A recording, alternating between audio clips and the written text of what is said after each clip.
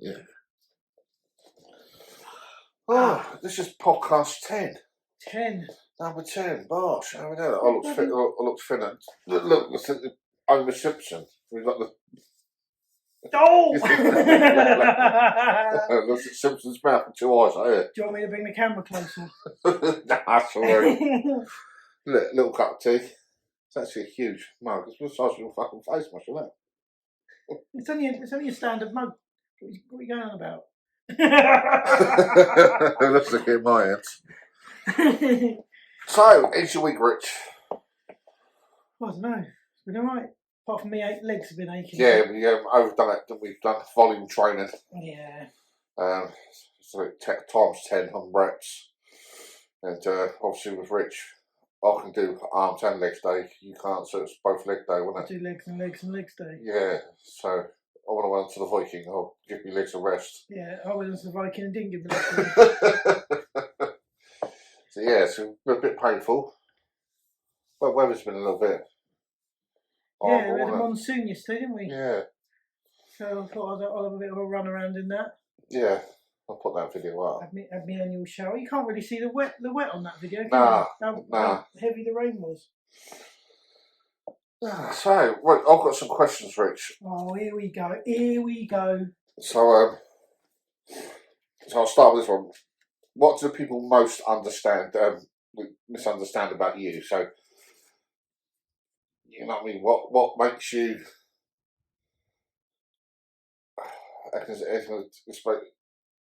Is there like a pet hate that people assume about you? Or assumptions? Yeah. Yeah. Well, because they see local bits missing, they naturally assume you're stupid, don't they? Yeah. Like, or that you can't do stuff, but it's more the fact that they're like, if you're with someone, like say I'm with you, we go out. Yeah. Someone like in the past, I don't think it's happened since we've been going out, but in the past people would go up to you and go, "Does he want another drink?" You know, I can't speak for myself, love. You know. Yeah. So it's just assuming that because you're disabled, I don't like the word disabled. Yeah. But because you're different, that you've got no brain cells, I suppose. Yeah. I think you're a bit dense. Yeah, I think so. But I suppose. So for us going out, because people said to me, "Has anyone refused?" We had nothing. I don't think there's any situation. We did take the piss one day. What did we take? Was it when she brought 2 straws out? I said something. Us just taking the piss, but yeah. Oh, so since we've been going out and everything we've done together, there's never been no bad. I don't think it's a lot better than it used to be. Yeah. Like now, with all the snowflakes around and everything, people are a lot more careful about what they say. And that. Yeah. Because they used to. I mean, I remember my mum. I think it was my mum or my nan telling me that when I was a baby, my dad took me in a pub, and the bloke said, "Take that baby out. You're putting the customs off." And my dad went mad and smashed the pub up.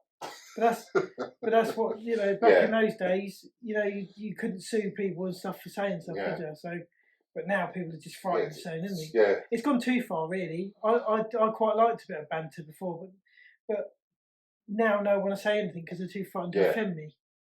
Whereas I don't really get offended. But people bring straws out, like it's like cheers, love. We went down to the same pub, haven't we? Yeah. So now, like, if it's that bird that works, like when you order on the app, you can order your 2 breakfasts, and I'll get Richie a cup of tea. Or just a jug of water.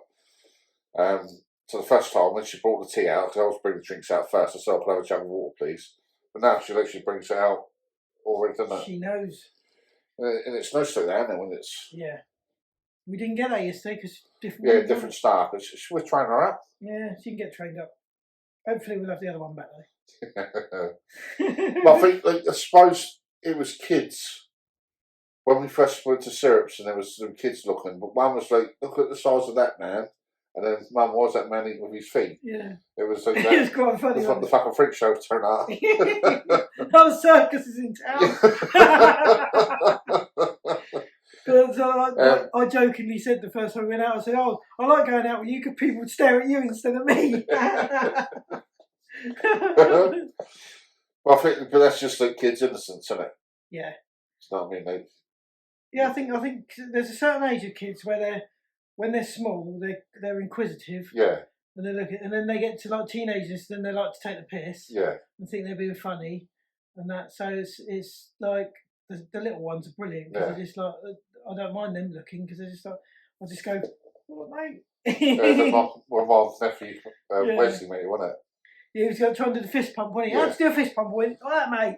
He's like, oh, good. He's doing it as well. He's funny, he was, isn't he? Nice boy, he is. But it's nice. We can both take it, can't we? That's the thing. We can both take the. It's because you've had a lifetime. Yeah. Both had a lifetime. But the thing is, it's because we're piss takers. Yeah, and if you're going to take the piss, it's funny. I'll laugh.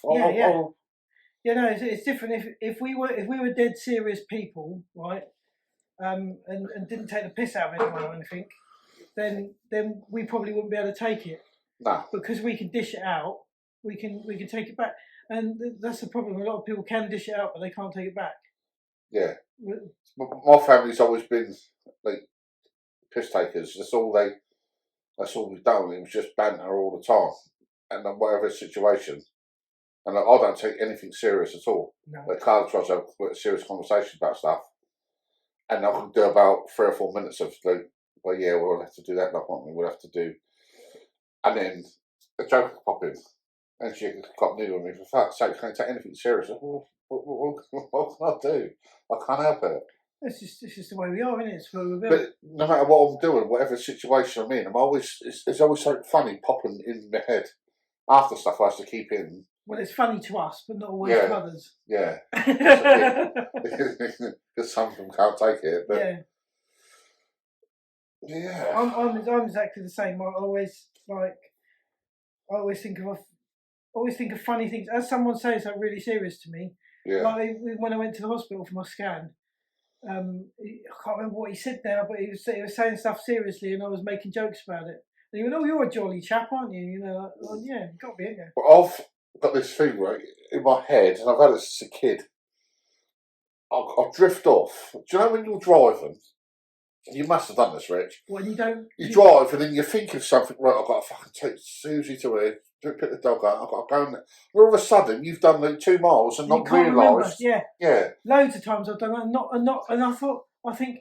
I don't remember going around that bend back there. Like, that's normally quite a big bend, and I don't remember going around it. Yeah, just and you start to panic yourself, and you're trying to visual. Well, this happened all through my life. So I remember being at my nan's, right? So I've gone to my nan's house, and then I was quite a shy kid, never really spoke too much. I remember standing in my nan's lounged way, and all the families there, and they were a massive fucking family. And my nan's teeth was on her arm of her sofa. Right? She's sitting there and she's chatting away to people.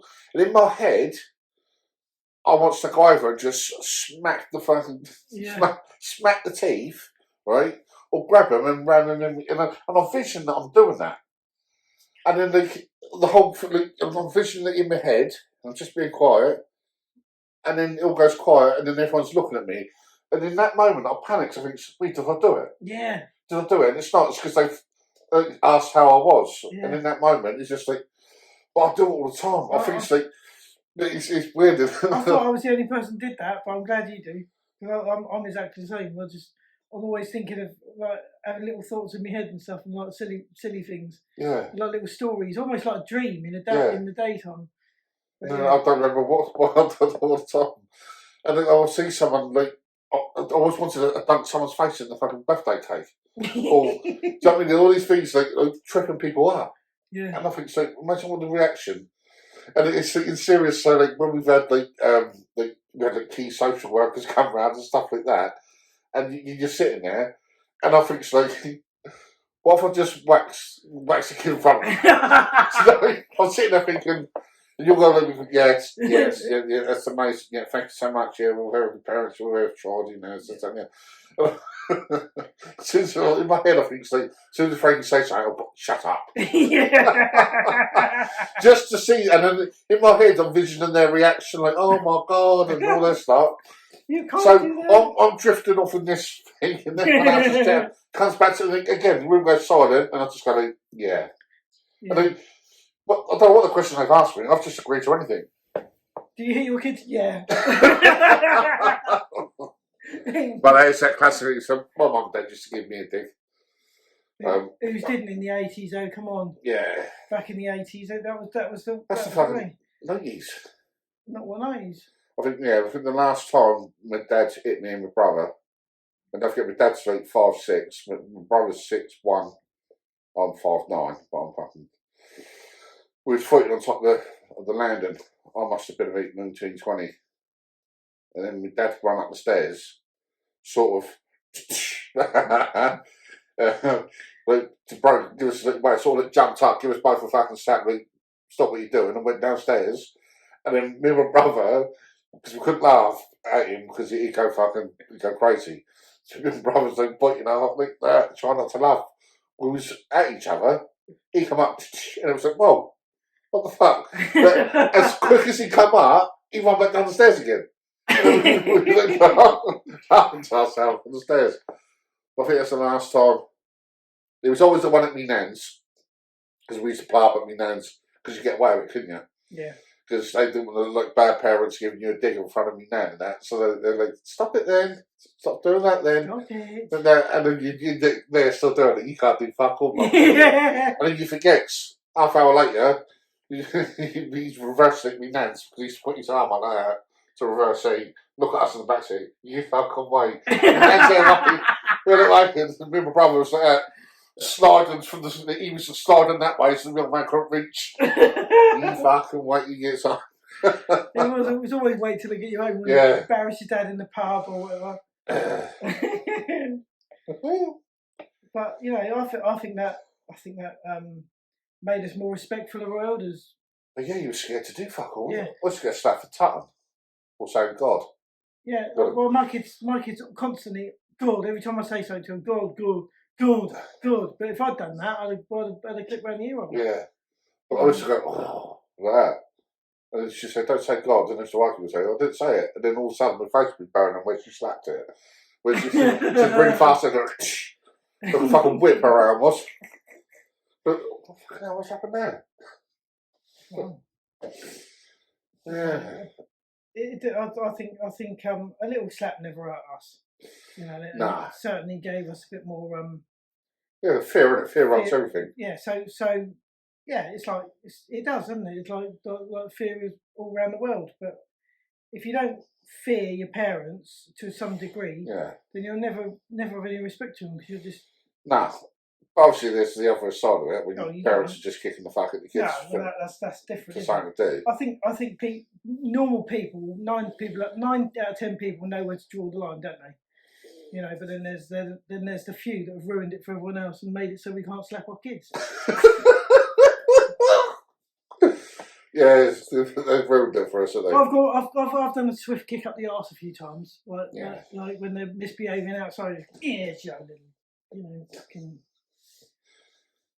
I think I'll just make some. So if Frankie hits Georgie, I'll get Georgie to whack him back. I'll just wait. Hold it handy. So then you experience. Well, I tapped it. Well, that's it. Other than that, we haven't had to really discipline Frankie and Georgie. No, you can tell, fucking delinquents. No, I just have to crack on with it. Apart from arguing between themselves, they're not too bad, are they? They're just. Oh, they detest each other. Yeah, my two are the same. They just wind each other up constantly. Yeah, Frankie's like me. Like for the wind up and don't let go, and just keep on. And I think half the time you can't help it. You can't help but say the next bit. Yeah. He's got this thing where he always got to have the last word. Hasn't he? Yeah, he's got to. I don't think he's in control of it. I think he just needs to get it out. Because he come in and say, "Well, I'll call him up." Like, I said, just leave him alone. Because I don't like to go through the whole. This is what you said wrong. That's what you. I just want to say, wait, this happened. I can get over it. You know, you go off your way, you go off that way. Whereas Carlo was sitting both down and do it properly, and explain with the reason why his feelings was hurt and the reason why you're emotional. She does all that. I can't deal with none of that. Right, you fuck off. Just get it, yeah. Just And then it explained what happened and why it wasn't his fault. And then, and as I'm shutting him down, so it doesn't matter whose fault it is. You're both saying things to each other that weren't right. So the colour will break it down and do the right thing. I'm like, oh, I can't deal with this. Because they do that, and then 10 minutes later, they're back. They haven't taken notice. Yeah, but they're just. You know why they haven't taken notice? Because they had a fucking dig. Yeah. We would have taken notice because your face would have been burning. Yeah. But, see, our kids are always good out. You know, we've both got great reports at school. They're all doing well in that respect. Very polite when they go out. But yeah, it is that. Yeah, mine aren't very good out. They're worse out than they are in. That's why we don't go out. Like, kick off in the middle of shops and restaurants because you only get 5 fucking mushrooms instead of 6. Yeah, I agree with Sam on that. I would have kicked off as well. Yeah. Especially if it's 5 little ones. Yeah, it was. Well, yeah. I'd have flipped that plate up. But he was just like that. We've done that classic, didn't we? We've done the classic Peter Kay with brought the food out. And it's this burrito thing, so they normally wrap it up in foil, wouldn't it? And they didn't wrap them up. And you were like, why am I fucking eat this? Because obviously you pinches it, don't you, with your toe. You say, I'm going to fucking eat this. They're trying to eat with a fork and that. And then she's walked back and she says, everything wrong with your meals? We both think, yeah, love it. Thank you very much. Yeah, it's beautiful. Couldn't have been better. And we walked out the door and we went, that's some fucking foil, mate. It's such a British thing to do. That, Americans would be like, no, man, you ain't putting no fucking foil on it. But we're like, yeah, love you, thank you, love you. I see you later. Oh dear. Classic. That's one. How did you meet your wife? How did you meet your wife? I'm not married. So you're not married, are you? Happy wife, happy life. How did you meet your wife? Do you know how I met her? Yeah, but I wanted you to say it on the podcast. Yeah, we met at Silverworld. Did you know that? You didn't know that, did you? Well, you've told me lots of different stories how you met. Yeah. How we met. So you're going with the Slim World one, are you? Yeah. For the podcast. Yeah. We met at Silverworld, and I was helping her with some recipes and stuff like that, and just went a little bit over for the afters. Yeah, that's how I met Carla. You sure about that? Yeah, I met mine. Fat fighters. Dust. Dust. What's your biggest failure? Biggest failure? What's the? So I don't really live with regret. No, I don't regret fuck all really. I always think about like what I can do, not what I've done and what I can't do.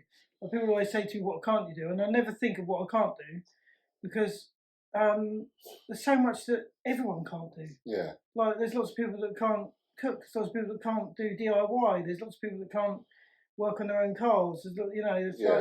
So everyone's got their limitations. Yeah. But biggest failure, I don't really know. I'm not saying I've done well, but I'm just saying, I don't really think about. I suppose no, because like when I left Africa, it was because I had dysentery, so I didn't really have a choice in it. No. So although I'd like to have finished the trek, I didn't want to finish it shitting myself on the way back. So it was a failure, but it wasn't due to any other reason than the fact that I had dysentery. What else have I failed at? I don't know, because if I fail something, I normally do it again. That's the thing, isn't it? Because I'm saying just keep pushing to complete it, don't you? You might not do it to everyone else's standard, but no, that's it. As long as you're happy with your effort, achieving. And if you don't achieve it, then you keep doing it. I suppose the biggest failure is probably not doing well at school, and not getting GCSEs and not becoming a millionaire. But you know. Yeah, so my biggest failure is money. I'm shit with money. Yeah, but that's not a failure. That's just one of your what's it called?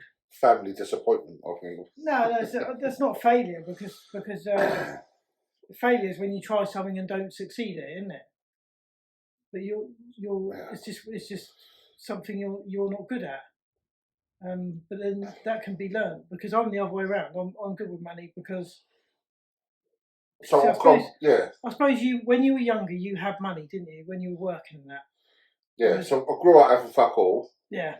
And then when I think there was a recession in the early 90s, and we lost our house. Well, we had a nice house, and then we moved 2 doors out to a house that had fuck all done to it. Hadn't changed since the 1930s or 40s when it was built. But when we bought that house, my dad did. It was just coming out of the recession, and then it boomed, and then I was about 14, 15, and I want to work.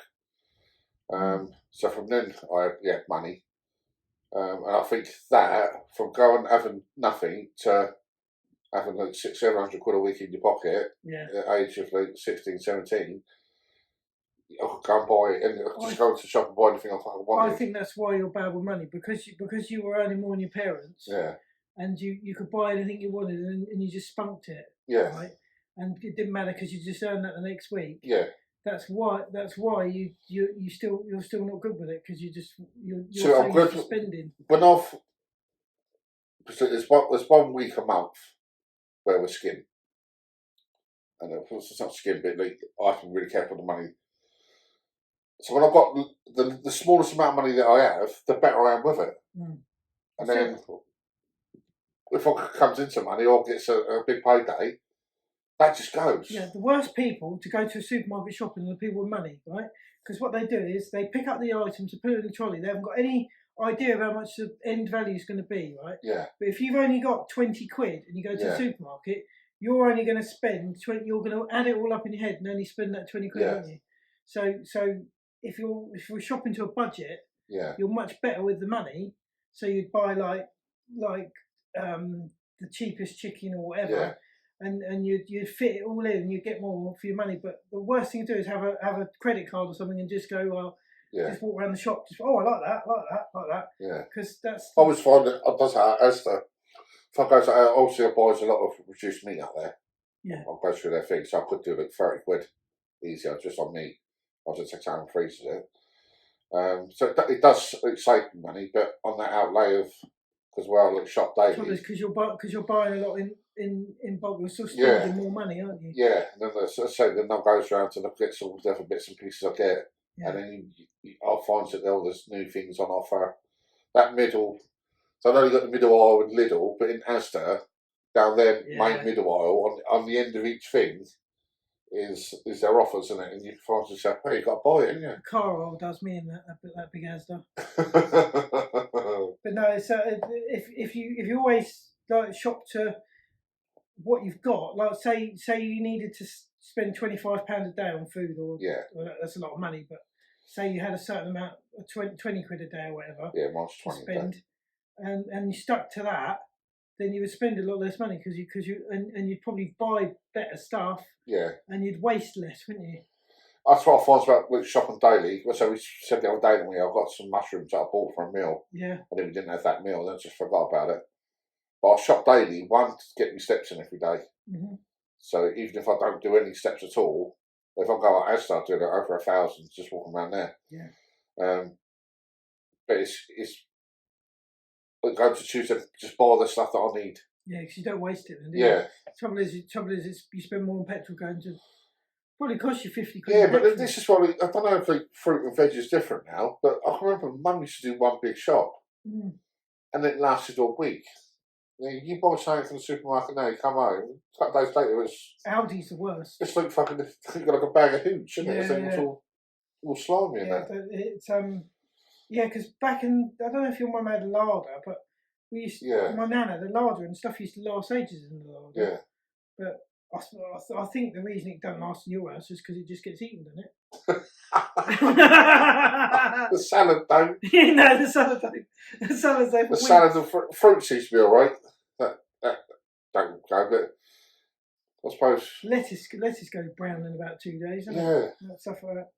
Yeah, it's I don't know. Yeah, because my mum used to do one big shop, and I've given up doing big shops because you waste too much. Yeah. Too much stuff goes off. Like my mushrooms are still in the fridge.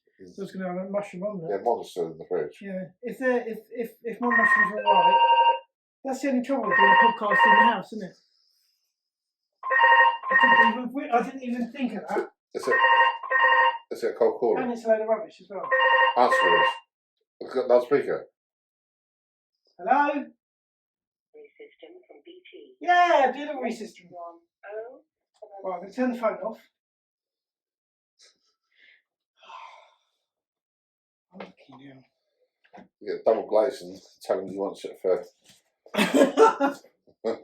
your rabbit's cage. This is how you turn my phone off. I'll just say battery. That's it. Battery's out. Right, that's off.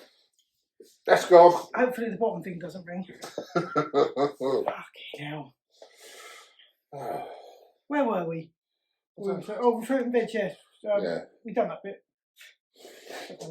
So, is there a family story about you? So that everyone talks about, remember when Richie Dann? Family story about me? Yeah. Everyone always laughs. They always laugh and joke about and take the piss out of me with my cream cakes because, you know, when you buy chocolate eclairs and stuff. Yeah. What I hate is when you get the top of the eclairs touch the lid. Yes. And the chocolate comes off, and it really pisses me off. And I remember I must have had gone mad about it once or so. Well, for fuck's sake, because they always say, "Oh, if I go around the supermarket and in my family, they always say, well, make sure the chocolate does it, or make sure you don't squash the cream, or this, that, and the other." Because I fucking hate a cream cake with no fucking cream in it.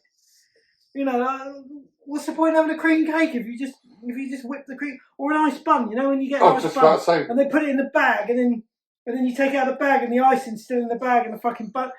Yeah, but I was going to buy a fucking roll, wouldn't I? So that Soot Hills I go to, of course it's Sotheby's, but that Soot Hills, it's the only place where I buy oyster buns, because Carlisle's one of those bun, that when they put them in the bag, it doesn't stick.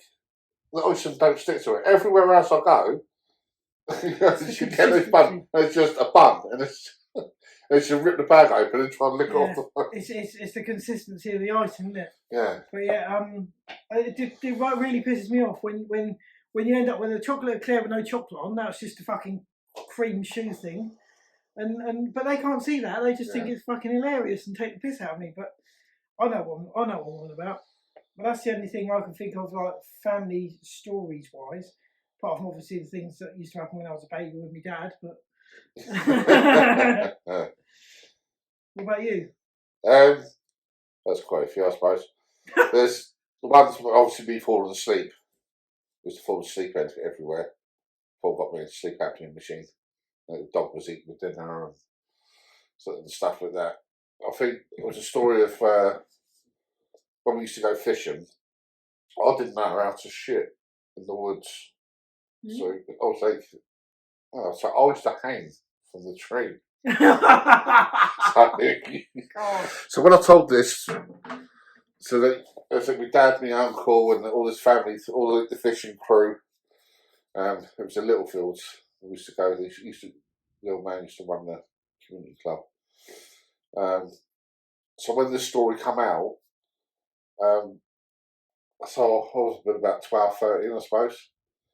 So they was all just squatting or leaning against a tree to have a shit. I was so it's Avon Tyrrell in the New Forest. We used to go fishing, and they used to go look at what's that, a branch that used to come down like that. So I used to pull my things down because I was scared of shitting into my trousers. So I pulled it down and then lift my legs up and then just oh, so you used to be able to do a pull up? Yeah, I was trying to start with it. Fucking hell. Talking about that yesterday in the gym, weren't we?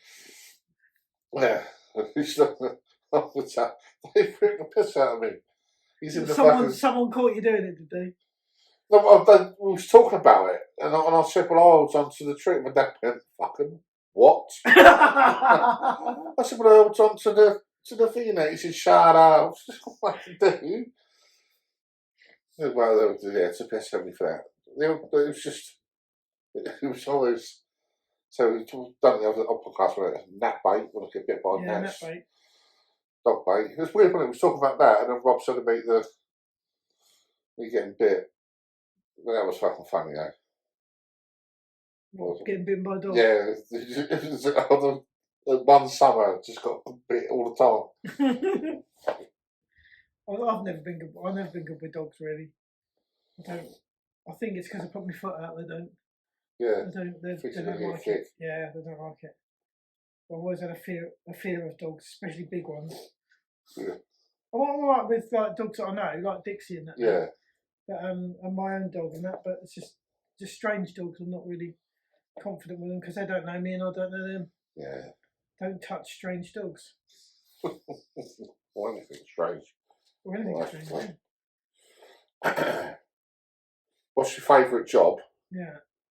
Or less favourite job? So in the workplace, what have you done? I used to like tractor driving. That was good. Least favourite, probably roofing. Climbing up the roofs. Fucking hell. That's pretty. I loved it because obviously I was with my mate and we were having a great time. But I'm not really keen on heights, so my ankles used to freeze up like fucking. Oh. But yeah, it was a bit dodgy climbing up the roof. Oh yeah. I did like it. Once you're up there, it's all right. It's just getting up and down. Just getting. It is for you, isn't it? So coming back down on that ladder, off a scaffold. Yeah. If you've got nothing to do, you're just right. basically leaning. If the ladder's leaning like that, I'm all right. Yeah. But if it's windy and that's a bit of a pain in the ass. We used to go up there when it was icy. And it was really funny because we used to go down to this roof. We were doing this roof in a place called Middleton-on-Sea near Bognor. Yeah. And every day, this old bloke, he must have been like 60, maybe older, he used to come down and swim in the sea. Because it's supposed to be good for your heart, isn't it? Yeah. He used to go down there, swim in the sea and come back. We used to just be standing there freezing, like going, fucking hell, this bloke's just gone. So, yeah, I don't know if he's still alive, that bloke. Well, but yeah, I liked it, but it's just getting up and down. And the same with boats. When I used to work on the boats with my dad, if there was like really tall boats and you had to get up a ladder to them, I didn't like that. But once I was up there, it was all right. Yeah. It's just I'm not really keen on heights anyway. Like looking over. So have you fell off a ladder and that? Have you fell? I fell off the side of a boat when it was our own boat. After I broke my collarbone playing football. And then I fell off the side of the boat. I can't remember how, and landed on a plank that was leaning up against the boat, and that broke my collarbone again. So I've fallen off a boat when I've done the classic like step between two boats before. Oh yeah. Yeah. When I had two boats, I had a dory and a 16-foot little cabin cruiser thing like sailboat, and I did the classic, went between the two. Fucking taught me how to swim though. I couldn't swim before that. So I learned how to swim very quick. So how'd you get on with swimming then? How'd you get? I'm not that good. I can keep my head above water. Just tread water. The salt water, I can swim better than I can in fresh water because it's more buoyant. Yeah. But I hate the water going in my face, or in my nose and that, because it always goes up my nose because I've got big nostrils. So can you just lay back and? Yeah, I prefer, when you get like the scuba masks, because I don't like the water coming up my nose, I prefer swimming on my front. I think I'm faster at swimming on my front. But I can only do it with a mask on because I don't like going in my eyes and nose. But I can lay on my back and just kick my legs. But that's to be pretty calm. I don't like going in busy pools and that. Yeah. Because it's like too many people jumping around. It really pisses me off. Like ice skating. Like, I've got no confidence with ice skating, but I could do it if there wasn't people whizzing past me. That really pisses me off. Like, I go ice skating, I just want to learn how to ice skate, yeah? Yeah. And some cunts like fucking whiz past me, like, whoa, hey! Right, that's it, that's on my arse again. So I spend most of the time on my arse when I go ice skating. Yeah, I've only been once. I won't go again. I went once, I hurt myself. come down with palm, smashed it with palm in. I just said, no, fuck this. I was alright walking on them, but it was just a. Yeah. Just like, how is this enjoyable? No, I don't know. When you see these people like doing all the stuff, you think fucking amazing. Isn't Yeah. it? How they don't break their ankles and stuff. It's amazing. Anyway, what's your favourite job and your least favourite job? Well, one of my favourite jobs was it was doing doing shift work for an agency. So every day was like different. You get sent different places. And I went to this job and there was this bloke, he was just hilarious. I called him Scarf. He had a big cut right down there. I used to call him Scar. But I just loved working with him. He was so funny, so hilarious, of just doing pranks all day. But I was like, he was like the labourer on the site, and I was like the labourer's helper. So Labourer's labourer. Yeah. So I was just like, You fuck up. I said, I pulled out the wall now. Oh, I can't believe that. No one ever phones us. No one ever fucking phones us, except today. I reckon it's... There we go. Well, that's completely disabled now. Completely disabled, even worse than me. So we would we'd just go round, and I just loved it. It wasn't like working, it was like being with your mate on a building site, having a little walk about. And he had this thing, like, he said, always look busy. He just taught me all this stuff about how he always kept his job, and there's always things to do. And he would like sweep stuff from one side to the other side, and then leave it there. He kind of have a little fag breaking out, and then he'd sweep it back to the other side. But he always just always looked busy, and he had this bucket called the come and handy bucket, and it had all these little bits of tools in, the little hammer, and but he'd find stuff. There could even be other blokes' tools. He'd go up, pinch stuff, and go, "Oh," he said, "Hold that, then." He said, "Put that in the come and handy bucket." But when I first found out about the come and handy bucket, he said, "Go and get me come and handy bucket." I said, "What? Me come and handy bucket?" I said, "Oh." And I went and got this bucket for you, come over. And he said, "I bet you wonder why I calls it that, didn't you?" Because the way he said it, it wasn't like the come in handy bucket. And then when I found that. But yeah, he was just pinching blokes' tools and that. But he knew, like, it was up in it's a factory building. He's putting in metal floors, like computer floors.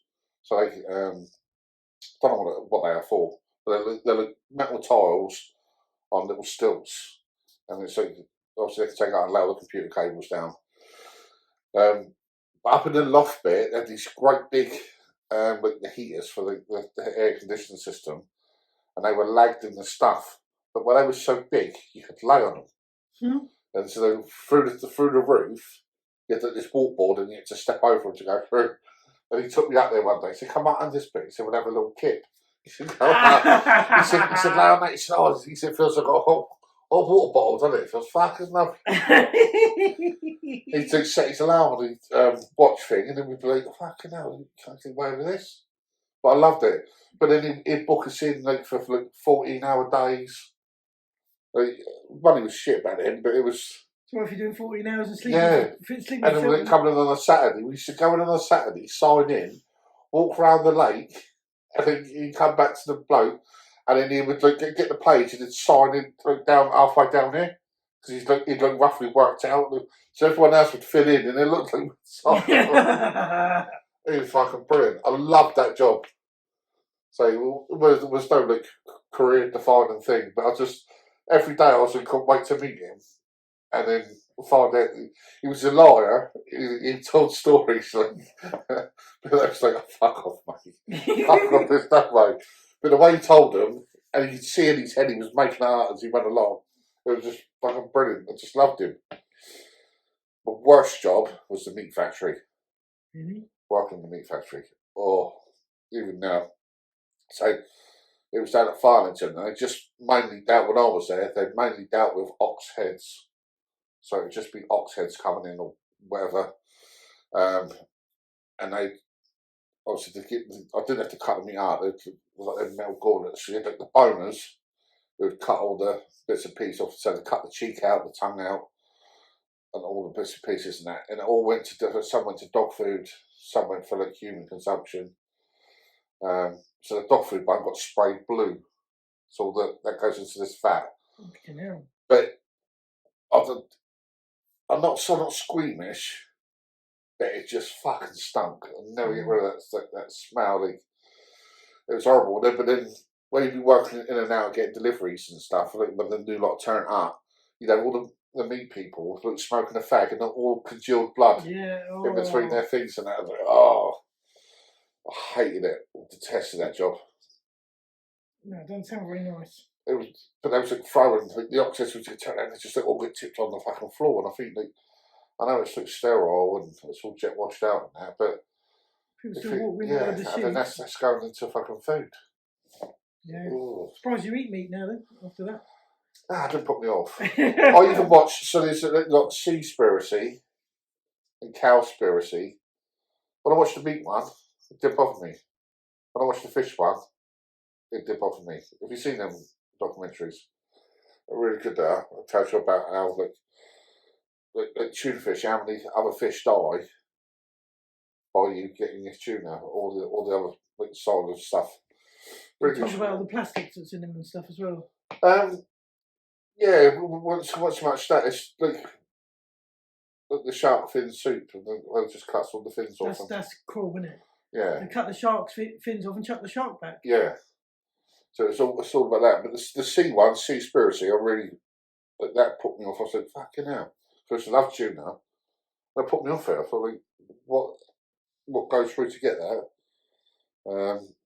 But then I watched the Cowspiracy and thought, nah, really looks me. I can't I can't turn that down. The only thing that puts me off tuna is the strontium 90. There's a thing that's supposed to be in all some spillage or something back in the day.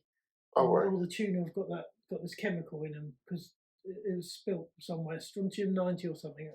My mate used to go on about it, and apparently that's bad. It's like radioactive, isn't it, or something? Oh, I don't know. But yeah, the thing is, there's radiation in the sea from all the spillages anyway. Yeah. So we've all eaten shit. No matter what you do now. Like, yeah, exactly. We've all eaten stuff that we're not supposed to. All the fish are full of bits of plastic and everything. They gut the fish and they're finding all the plastics in them. I think. You know, so whether that gets absorbed into the meat, you don't know, do you? But they say it does. Well, same even in packages. So when I was paint decorating, they was changing what was in the paint because there's plastic in the paint, and even the tubs, like the plastic tubs and that, because all food's in plastic, and he says it's like micro whatever thing it is. But even that, I can't remember his name now. He was talking about it. It was our supervisor. He said it's going to be a thing where they're going to have to stop using plastic or find a different way to I don't understand package why we don't use glass like we used to. Like milk used to come in glass bottles. It's sand, isn't it? So if that glass then gets, like, say, you go down the beach and you find all these lovely bits of glass, don't you? Because it tumbles. So that's all it turns into is these lovely things, and it just goes back to the earth basically. Yeah. So why we don't use that? Whereas plastic's made out of oil. I just don't get it. I don't get why they don't use glass. Yeah, I forgot there's a component in it that's really poisonous to us. Yeah, I was BP90 or something. No, BP. It's like because they were on about the kids' bottles, weren't they? Yeah. There's some of the bottles had it in. BP something. But yes, it is. I just don't understand why we don't use glass. Because glass is so. Yeah.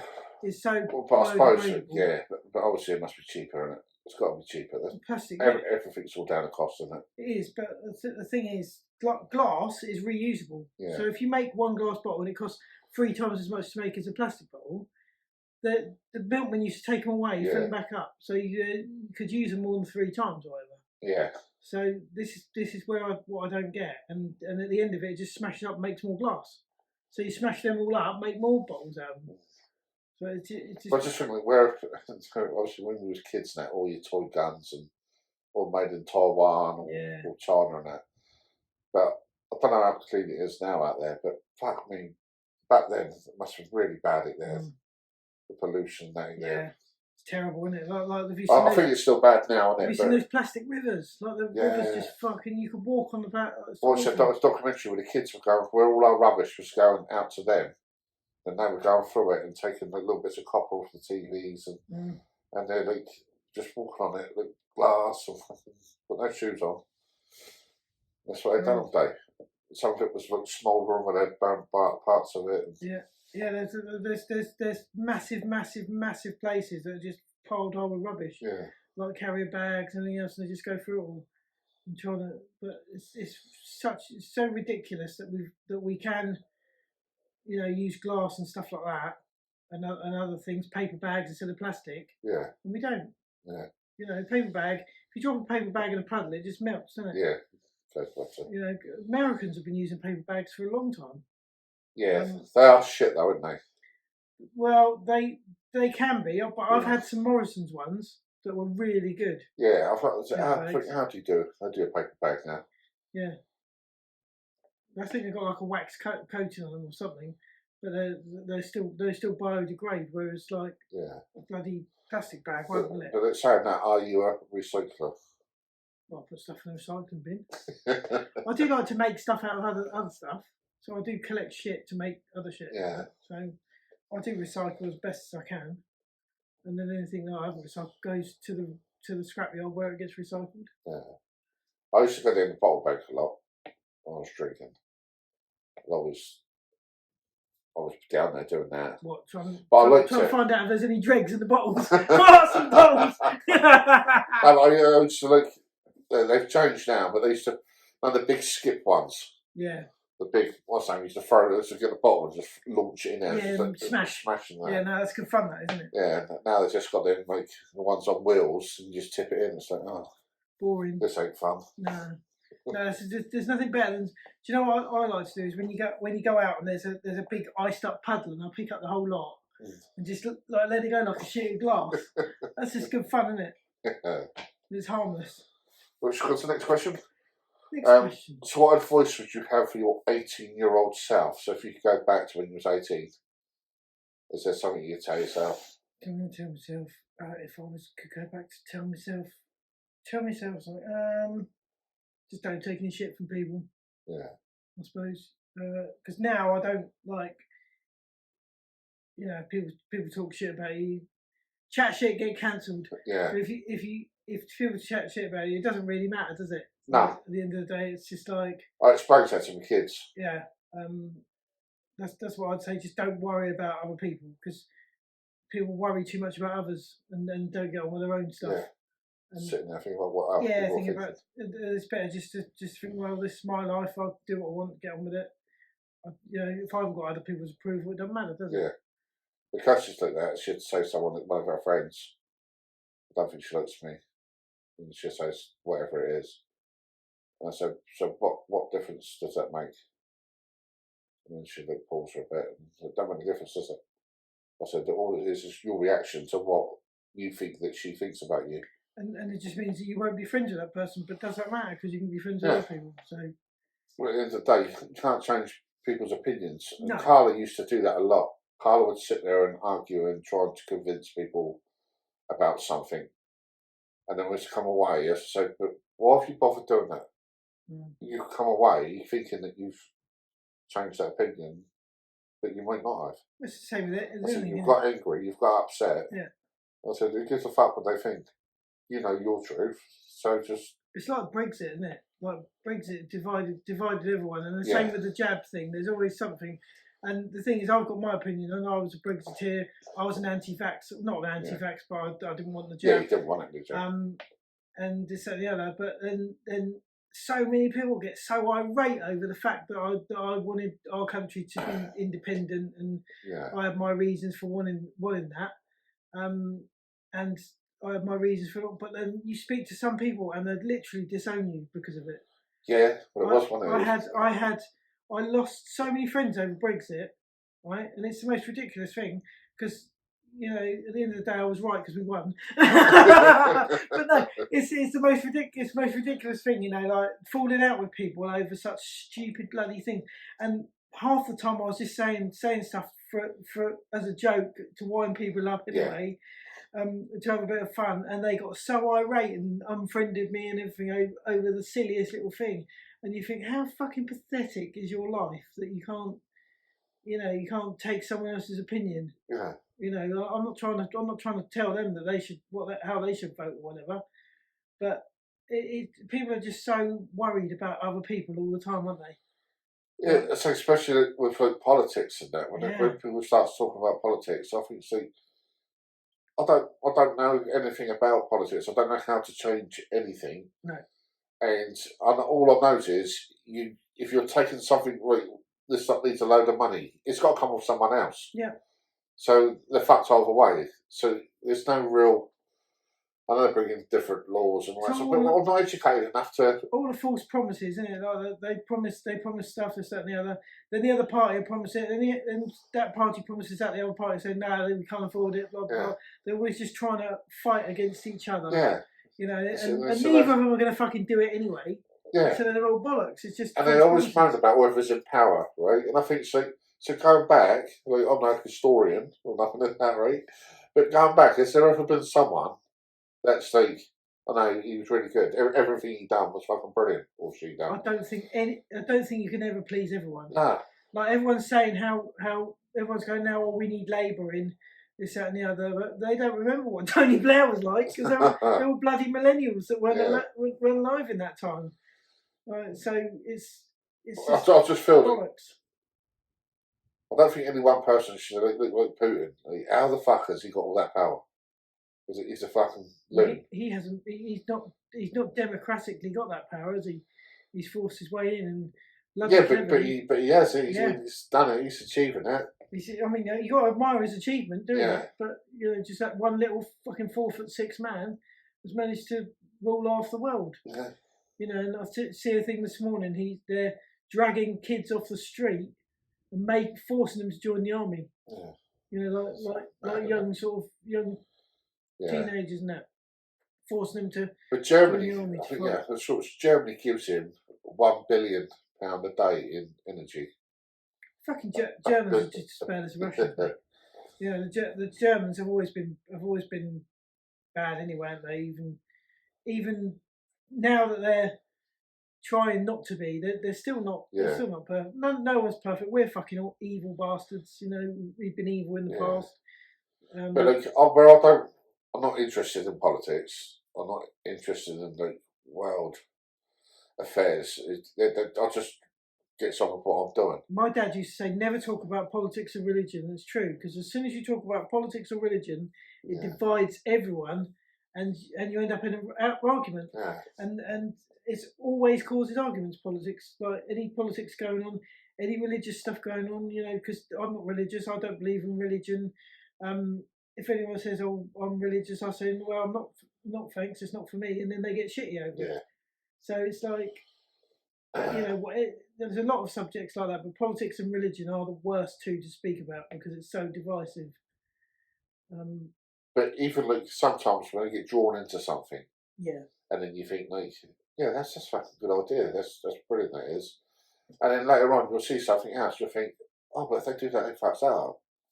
You won't be able to have that. It's like with Brexit. I listen to that LBC in the morning before it comes down to you. I look at it because they normally have a rock on there. Yeah. And then when you listen to the fishing industry or how it's fucked him over, and it's one part like where you think to yourself like, well, if I'd known that, maybe I wouldn't have been. But then half the reason I voted Brexit, and most people voted Brexit, was because we wanted our fishing back. Yeah, but because our fishing industry's been fucking raped and pillaged by the Europeans. Yeah, but it's just even from what I've listened to. But it's made it worse. It's even worse. It's even worse now, and we're still not keeping. But that's because we're still fishing in our waters. It's because we haven't got the balls to stop the dinghies coming over, for one, and to stop their fishing boats coming over. That's all. That's what it's the government's fault because we've got no reason to allow the French to bring all those boats over now. you know, this is our waters, but we still let Yeah. them come in it, and that's, you know, that's what we needed to police properly. All of that after Brexit, we needed to just say no, you don't come on our waters now. Yeah. But because they fucked up about Ireland, I think that's fucked it all up, and they can just, Yeah. you know, because they're It's still just in a Europe, fucking mess. is a mess because nothing got. They should have basically Nigel Farage should have got in, and then it would have sorted out. If he'd got in, mate, it'd been fine. What star sign are you? Do you believe in that type of stuff? Or Oh. what star sign are you? I'm a Capricorn. I'm a Capricorn. You're both Capricorns. Yeah, I don't know what that's supposed to be. I'm a fucking goat or something, isn't it? Is it? That's what all it right. is. So what are we supposed to be then? What Fuck knows. I don't what's really, a classic Capricorn? Must be a piss taking cunt. well, I think our era of Capricorn is, yeah. So we had when I was at school, we had these. As you walked into the hall, they had these 12 trays of what star sign you were, and you had these bits of paper in it, and you opened it up, and you read it, and it'd say that your stars, your stars, whatever they were. You know, today you're gonna love's in the letter L and that type of fucking. I used to read in the paper back in the day. Yeah. So it was like that. So you got it, you read it, and then this person coming to talk about it all. And they said, "Look, put your hands up, like Capricorns or whatever it was." And they said, "Wait, did the thing relate to you?" And I was like, "Yeah, yes." Because it relates to everyone. Yeah. And then it was. He said it's all mixed. He said so. Even though you think it's just the way it's worded, it opens it up to so much. It's clever how they write those things, isn't it? Yeah. It's like today you will have breakfast, and then you might have some dinner. It might rain or it might be sunny. There's always a like. If it's sunny, you will have a salad. If it rains, you'll have a stew. Fucking hell. Who was Brian Connolly? Septic peg, wasn't it? Yeah, septic peg. Yeah. We'll be celebrating too. But all that type of stuff, like, have you ever been to a fortune teller? I have, but I can't remember what she said. Yeah, I think I asked her if I was going to be rich and famous, and she said no, and I was like, "You fuck off, you cunt! You fucking miserable." And she was right, cunt. I thought it was the Gypsy Rose or something. It was down Southsea. Probably the same bird. Travelling around because she was in like Priory Park in Shy. Yeah, she did like, she was good because she knew like some stuff about me. But obviously they just like read people better, don't they? Yeah. Yeah. Again, they know what to say, don't they? They know. Yeah. They know she said, "You've got a son," and she went, "But he's not actually your biological son, is he?" I was like, "Fucking hell! How did she work that out?" And then looking back, when she said, "You got a son," I must have gone like that.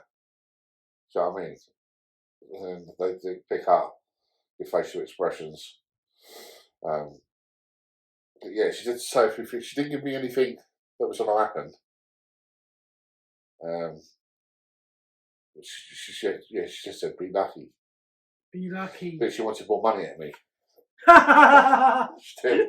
That's not going to happen, is it? Yeah, I can't remember what the thing was for. I don't know if it was a Southsea show or something, because me and my cousin was working down there. But yeah, I went in and come out. I was like, in fact, you just feel like, fucking hell, that's a bit weird. How do they work that out? But obviously, it's down to being a reader of people, isn't it? I think it's just clever because they've been doing it so long. Yeah. I don't know if any of that is true or not. I've always wanted to believe in stuff like that. Yeah. Like that there is an afterlife. Yeah, because I think there's a guy called Tom Robbins, not that big American bloke. It's somewhere around our way. Tim Robbins. I expect someone to put it in the comments. But he always gets things right. He goes, and I don't think he charges either. He just goes to people's houses and has a cup of tea and a biscuit, and then they kind of scare me in a way, in case they're going to say you're going to die a horrible death or something like that. Like, oh, thanks for that. Yeah, I've just paid 15 quid to find out I'm going to fucking fall off a cliff. Yeah, but I think that's more about. I think they reach out to your people that's passed. Yeah. I think. Yeah, see, I've always loved to think that there is that, you know, that your relatives that you've loved and lost have gone to a better place, Yeah. this, that, and the other. It's always lovely to think that, because I've never been a churchy person, but like spiritually, I think, you know, it'd be nice to think that they're somewhere nice, you know, See, not necessarily heaven, but somewhere like that. Because I always think that with karma and that, I try not to upset anyone. I don't like to go against the grain. Even if I'm in a room full of cunts saying cunty things, I won't step up and say, hang on, mate, no, don't fucking talk like that. I'll just keep silence and don't get involved. I avoid conflict. Yeah. I don't like to argue with people. I think there is such thing as karma. I think what goes around comes around. Yeah. A lot of people. And I'll help anyone. You know what I mean? Anyone that needs anything, I'll like do whatever I can to. Yeah. Yeah. You know what I mean? And then I find it hard to say no if someone asks for something. But the thing is, I find myself helping a lot of people, but no cunt ever helps me. Yeah. You know, like. But do you ask for help? Because I don't ever ask anyone. Well, like my car, for example, like. It doesn't. Like, I've texted a load of people and said, "Oh, can you do my car?" No, too busy. You know, this, that, and the other. And you think, well, I just fucking have to do it myself then. Yeah. So you just end up having to do stuff yourself, don't you? Yeah, I don't ask people for anything. No. I don't make. I just try to get it through myself, and sometimes it's like things that cost money, and like where I've just done it myself and talking to someone. Rather than asking the person, because if you fast then they copied or bits like that. But I prefer to do everything myself. If I can do it myself. Yeah, because at the end of the day, Dan, there's only one person you can truly rely on, and that's yourself. You can't rely on anyone else. Look how many times you've gone to do something, like even this week we've gone to do stuff and something's happened and like, you know, you end up not doing it. Yeah. So there's very few people you can actually 100% rely on. Yeah. And if it involves other humans, other things can happen, can't they? So it's you know, you can rely on yourself. I mean, I can't even rely on you. Your cough's fucked. But it's the same with lending money off people. Or... Yeah, I'm not a lender. Another family saying never a lender or borrower be. Yeah. Because that causes conflict. Yeah. So I've lost friends over that. Like lending them. I sold someone a car once, right? And they never fucking paid me the money. It was a friend. Yeah. And because they were a friend, I hated to keep asking for it, and in the end, I fucking gave up. Yeah. It's just like, you know, it just causes conflict all the time. But they, you know, you think, why don't they feel a cunt? You know, some people just got no conscience, have they? Like, if that was me, I wouldn't be able to look that person in the face. I wouldn't be able to go around their house. I wouldn't be able to, like, have a conversation with them. Some people don't give a fuck, do they? It's like, it's only 350 quid, I don't care. You know, but we're just a different breed, I think. So I used to lend money off my mum and dad all the time. I was always like lend it and then pay them back, done bits and pieces like that. But yeah, never had no arguments from. Still owes my mum and dad money now. I spoke to them for years. That's all right. That's handy. But no. So but other than that, it's just I hate. Like say that with that holiday to Turkey, we couldn't afford it. They took the money out of our sister's bank. Now we're going. As soon as I found out, it took out of our sister's bank. I was like, "Fucking hell!" I ain't got the money to give her at the moment. So,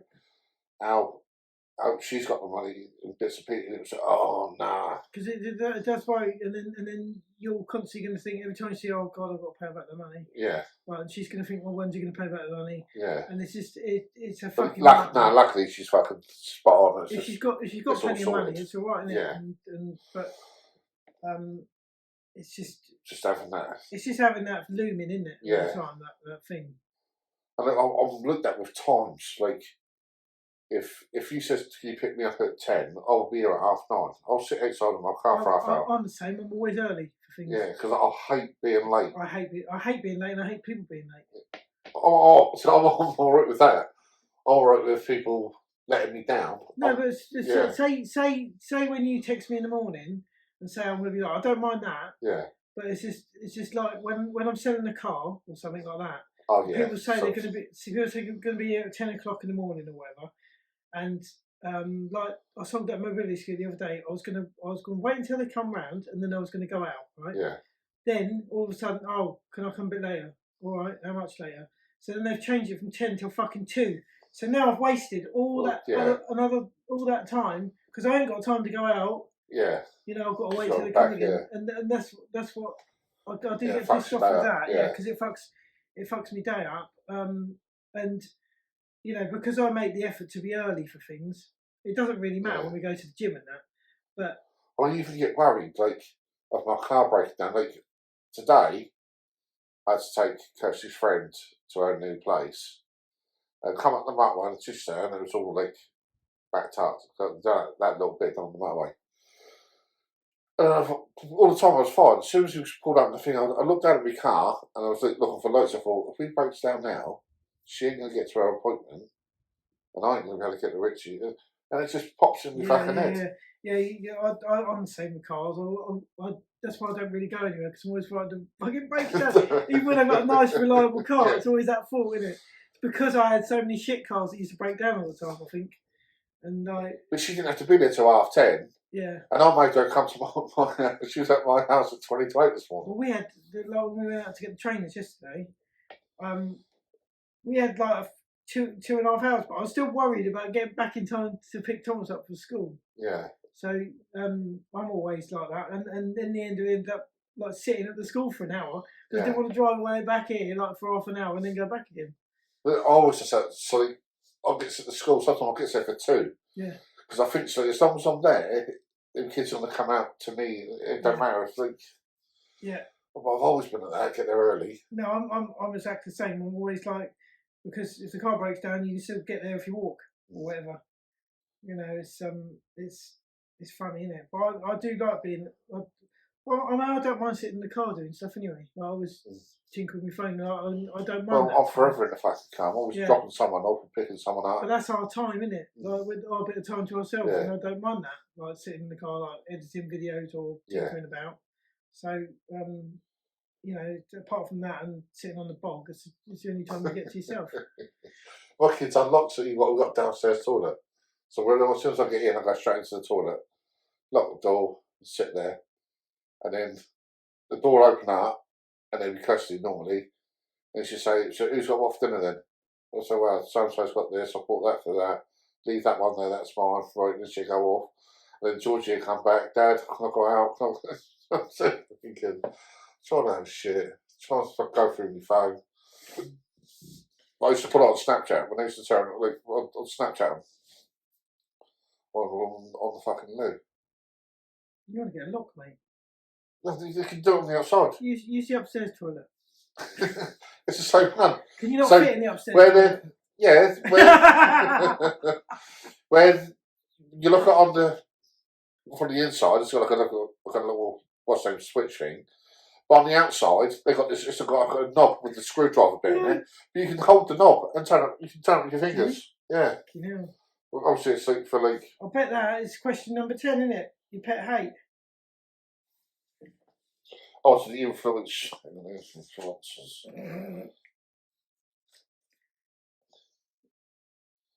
Oh yeah, was 3 people that's influenced your life.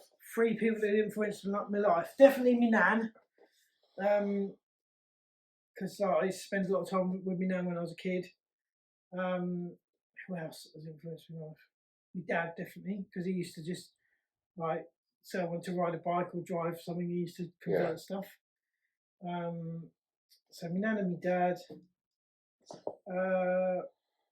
I should say my mum really, but I don't know if there's anyone else that's given me more of an influence.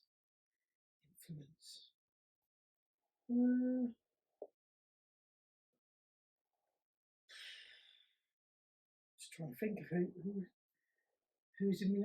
See, is it trouble? That's the trouble when you ask someone questions and I have time to think about it. Yeah. But it's gonna off the top of your head. It Off the top sounds. of your head. Yeah, my nan definitely, because she was good. She was the one that taught me to be good with money and stuff, Yeah. and like running a farm shop and all that sort of stuff. I suppose my mate John, because he was disabled and he like my dad introduced me to him because he was starting a disabled quad biking club, and my dad took me around there and he said, "Oh, you can't do it." And I was like, "Yeah, I can." And he was like, "No, you won't be able to drive these." So I jumped on it and fucking drove this quad bike, rode this quad bike around. And he was like, "Fucking hell!" And then I became one of his teachers, teaching people. Yeah. But he, after that, he would always he'd always go to say you can't do that, and then he'd know that I could. Yeah. Right. So he used to call me his inspiration because he used to like everything we did like together. He would sort of know that I'd find a way of doing it. Yeah. Because he was able-bodied and then he became disabled, so he always thought about stuff he couldn't do. Yeah. And could no longer do. And then I came along, and then I was like, "Yes, you can do that, John." Yeah. They go, "Well, no, we can't do that." So like we went and stayed in Cornwall together, just us two, camping, and he was like, "Oh, we can't do that." I said, "Yeah, we can." Fucking went and camped like a bloke in a wheelchair and a bloke with no arms in the middle of a field in Cornwall, and the fucking field was all ploughed and everything else. And but I just went and got planks of wood so he could use his wheelchair on it and stuff, and I made like a little sink unit for him and everything. So he really influenced me in spreading both our wings, really. Yeah. Like him saying I can't do stuff made me do stuff, or made me want to do stuff, and it showed him that he could do stuff as well. So he's probably one of my biggest influences, like for just sort of breaking down the barriers and getting stuff done. Yeah, just like well, we can do it. Yeah. And where there's a will, there's a way, you know. And he never forgot that, and he always used to say, it used to be quite embarrassing. Someone come along and he'd go, "Here he is, my inspiration," you know, fucking shut up. You know, I loved him to bits. He was lovely bloke. Fucking croaked now though. Yeah. But yeah, we had some good times together, me and John. What about you? What's your thought? So as a kid, obviously my dad was funny as fuck. I loved how my dad got reactions to wherever I went with my dad. He was very funny, made everyone laugh, and I loved how people looked at my dad. And that's what I got with Billy Connolly. My earliest remembrance of like a comedian. My dad always made everyone laugh, and there weren't really a lot of people that made my dad laugh, but Billy Connolly did. My dad would have to pause it with the video with the what's name one with the wire, the remote with a wire on it. Pause it, rewind it back, and play the bit again.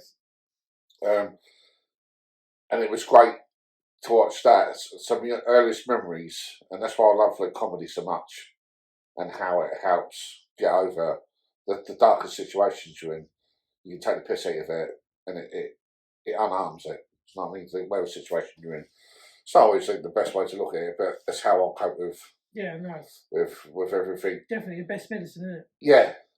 So being influenced by making people laugh. My dad always made everyone laugh, and his day always seemed really good.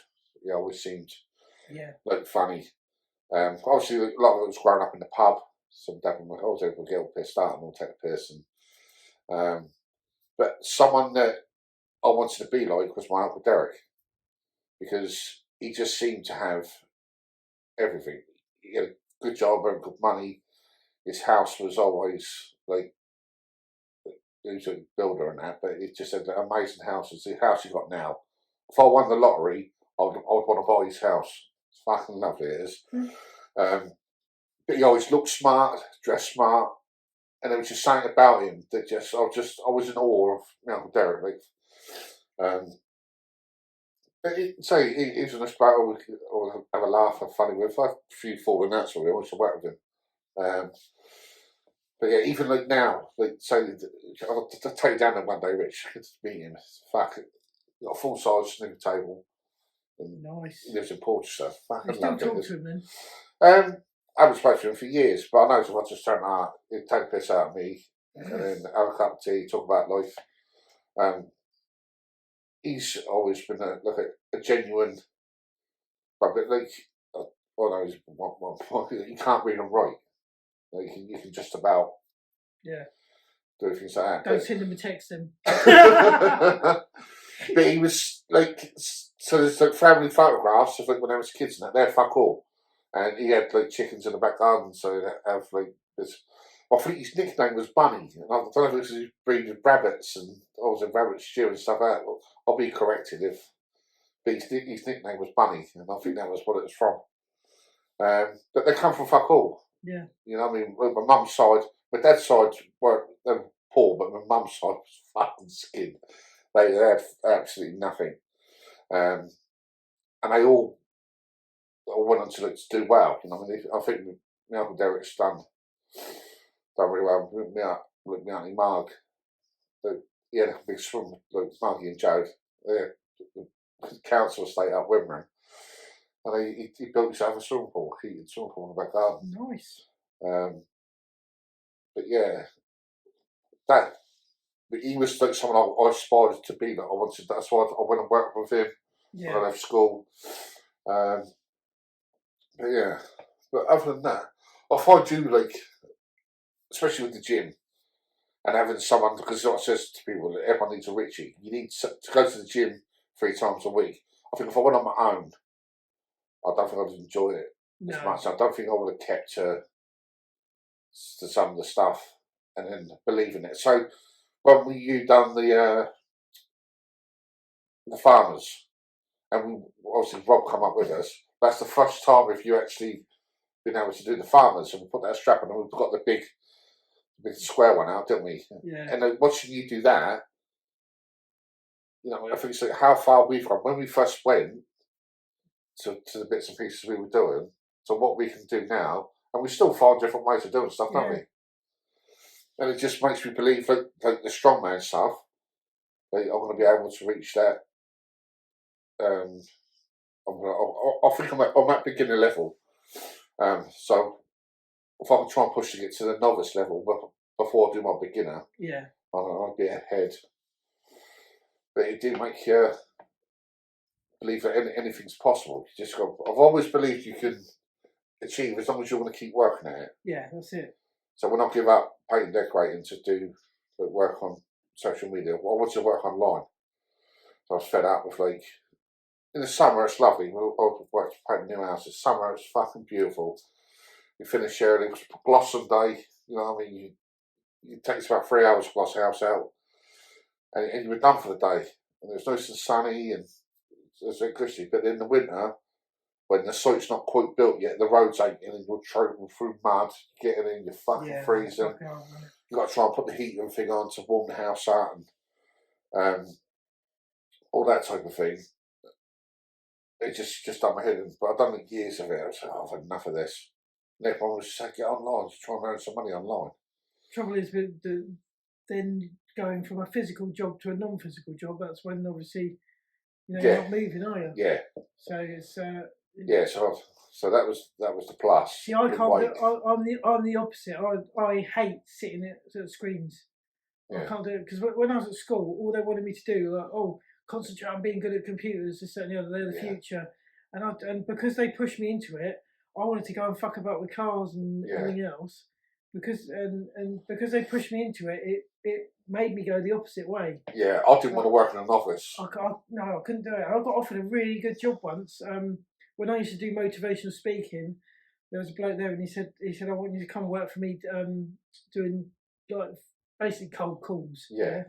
And I said, no, mate, I can't do that. Yeah. Like fucking, I can't sit and phone someone up and say, would you like to buy life insurance and this and the other. Yeah. No fucking way. You know, like all the money, all the tea in China, and I wouldn't do that.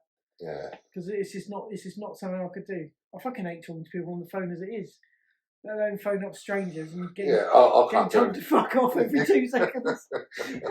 I said, mate, I've had people like that phoning me up and I've told them to fuck off.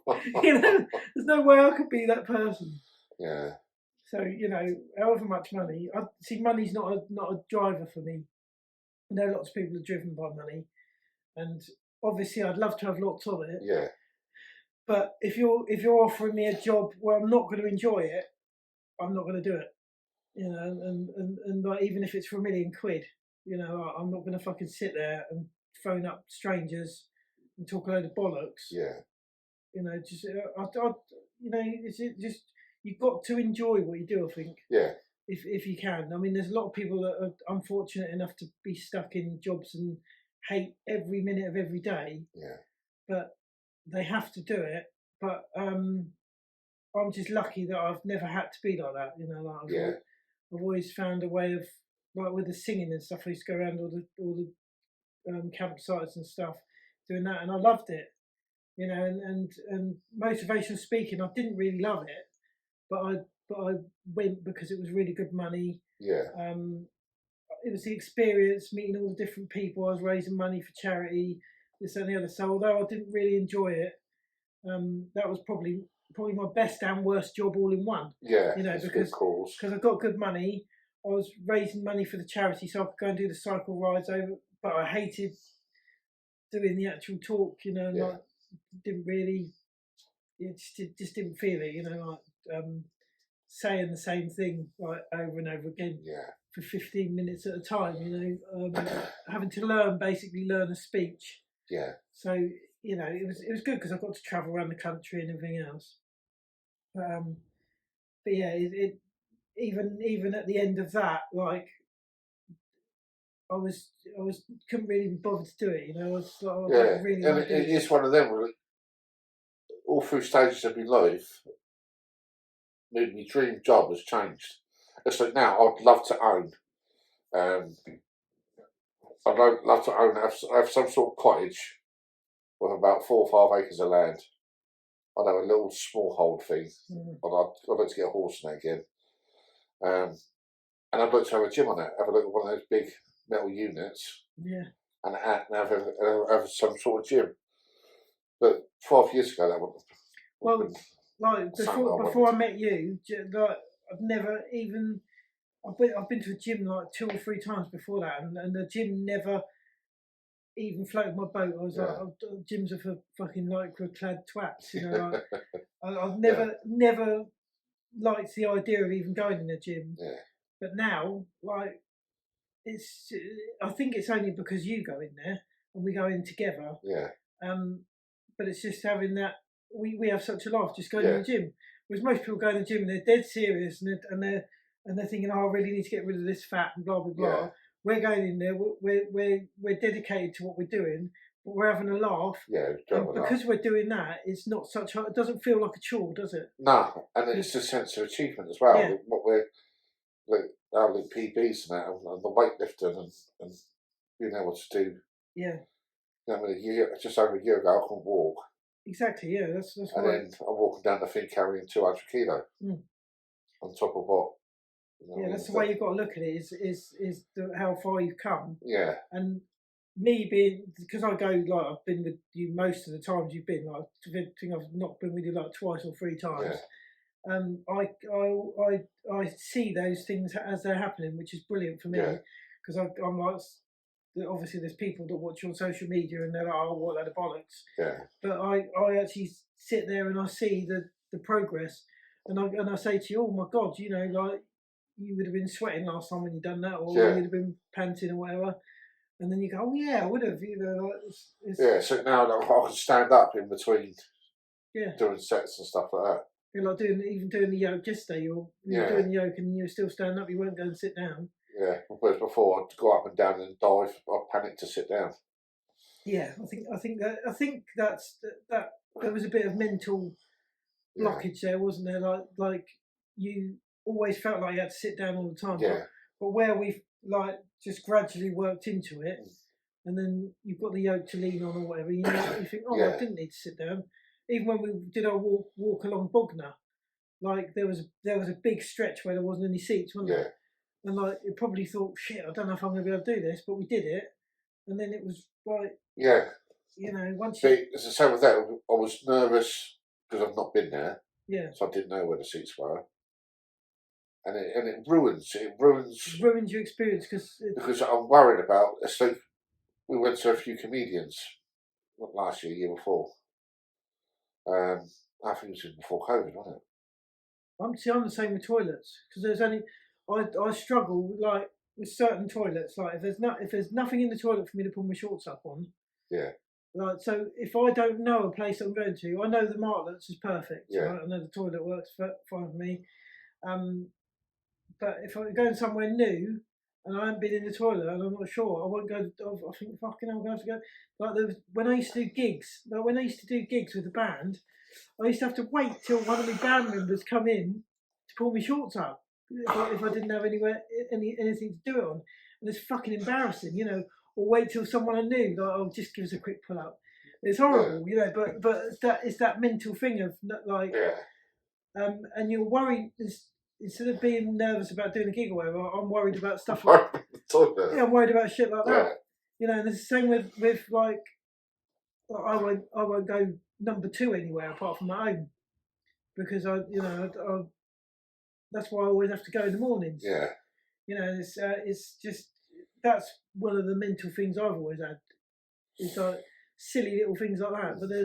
But yours is finding benches to sit on and things like that. But then you have to push yourself sometimes and just go off. You know, like what will be. If I shit myself, I shit myself. You know. It's just like if it happens, it happens. If it happens, it happens. If it's short, just shake your leg at a full leg. But the trouble is, you do end up living your life like, and you have these little things in the back of your mind all the time, don't you? But obviously, so when I've got like at least a year, or nearly 2 years of having the crutches to get about, that was like some real. I didn't want to be here anymore. So fuck this. Like, this is what my life's come to. You're just so big. Fuck this. I mean, I'm just so fucking big and eating food thinking like this is But this is so good that you can. It's so good that you can laugh about that. Like you're sitting there thinking, I don't want to be here anymore. I'm too fat. While you're eating. While I'm eating. This is it. But fuck this, everything's shit. Oh, that ham's nice. And it's like, when I don't look at it as an excuse. Not excusing it. No. It's just reasons why that happened. And it was a combination of not working, not for me physically, just sitting at a computer. My life became where I didn't have to do anything. It just got to a stage where I just didn't need to be anywhere, do anything. Online shopping. Yeah. Everything just made it more convenient for me not to go out. I didn't have anyone like in my life, so like Carl's like my best mate. It's just, and it just got to that bit, and then things happened. Like after I fell out with my family, that affected me quite a bit. But yeah, there's no excuse for why I ate the food, but the reason why is because it's like it's all I had. It was the only thing that was making me happy. And it's just the need to feed. Like, wake up, as soon as you wake up, you just want your body, your mind was like food. Yeah. Get some fucking food in you. What you doing? And then I remember going to the shop and I have like about £3.50. I go and buy a multi-pack of like the cheap crisps, and like 2 loaves of bread. I've sat there and ate a loaf of bread. Yeah. Or bread and butter and packets of crisps. I thought I could do that in about an hour and a half. But that picked up the tiger loaf. Like, I'd eat a whole one of them. I fucking love them. Fuck knows, I'm encouraged. The thing is, I can understand why you do it, because food is nice. Yeah. I love food, and it gives you pleasure, but I'm quite good at like, I'm quite good at, I've never had an addictive nature to anything, right? See, I do crave chocolate and that, but Yeah. so everything I've done, like I've drunk before, but I've never thought, oh, I need another drink. You know, like some people would drink and then they go, oh my god, that's so nice, and they'll just keep drinking, and like then they become addicted to drink and they become an alcoholic, and then but like even when when people go, something happens in their life and they go, oh my god, I need a drink. You know, I don't think I've never thought, oh my god, so and so's just died, I must go and have a drink. You know, or anything like that. So I think that's just where we're like your addiction's food. Yeah. I don't know. I don't really know what I suppose sex is mine, but I don't know. I've never really had an addictive nature to anything. Luckily, nothing's really, even money. You know, like I'm not addicted to going out and trying to earn money all the time. Like as long as I'm comfortable, I don't think, oh my god, I've got to go and do this. I'd love to win the lottery, you know, because then I wouldn't have to think about anything. But it's just. So when I give up paid decorating, we did have a big reality check. And we even went down to having £10 a day for our food shop. I mean, there's shampoos and everything we needed. But we got through it, and then we were working our finances out, and I said, "God, how the fuck have we survived on this when we used to get that? Look how much we fucking spunked away." Yeah, it's when people have to, they do, don't they? Yeah. Because they live life differently, but there's so many people that live above their means. Like they'll go and fucking book a holiday to Turkey, ain't got a piss in, you know. But that's the reason why when people said that to me, I'll get a load of abuse about going on holiday and stuff like that. Yeah. Hey, can you afford that? What do you do for a living? You can't afford it. But the thing is, you want to do those things with your kids while they're little and this and that. So it's like, see, the holidays don't mean anything to me. Obviously, I'd love to go with you and that, but for us, because our kids are a pain in the arse out and about, it would just be a fucking nightmare. Yeah, but I think if you go with other people, it's different. Yeah. But we do salesy. Yeah. We'll do that. Actually, I got offered I think the email come through $2.99 in the Easter holidays. Is that? Yeah, but obviously you've got Turkey to pay for now. Yeah, that's right. in June. We're going June. When are you going to Treco Bay? July. July, is it? Yeah. Fucking wants to do fucking May, June and July holidays. Fuck me. Yeah, we always go to Turkey, fucking Turkey sales in Treco Bay. I don't. No, I know, mate. I don't even buy clothes. I've still got the same clothes. I don't spend any money on myself. No. So I don't drink, don't smoke, just eat a lot. Yeah, you just spend it on food. It's the same kind of same. We don't have anything. Our bedroom hasn't been decorated since we've moved in. But I've done George's room 4 or 5 times. Everyone else is all done. When it comes into our room, we don't want to spend no money on it. I'm the same. Like ours was done, but to me, it's just a fucking place you sleep. I don't give a fuck. Yeah. I don't give a fuck what it looks like. Yeah. You know, no one goes in there. But it's decorating's never been on my priorities. Let's say that people say, "Oh, how can you afford to eat out? How can you afford to do that?" I think our breakfast is down to like £8 something now. Yeah, but the thing is that's you know, it's not splashing out like it's kind of an experience, isn't it? Yeah. It's just life, isn't it? Yeah. Like an experience. That is our thing, isn't it? We go to but it's £4. Yeah. You find that, and then someone's paying £10 a day for fags. These people that say that, they'll go down to Costa and pay that for a coffee. Yeah. You know, they won't even think about it. You know, and then they'll go and buy a fucking newspaper and everything else. You know, they're bloody hypocrites, mate.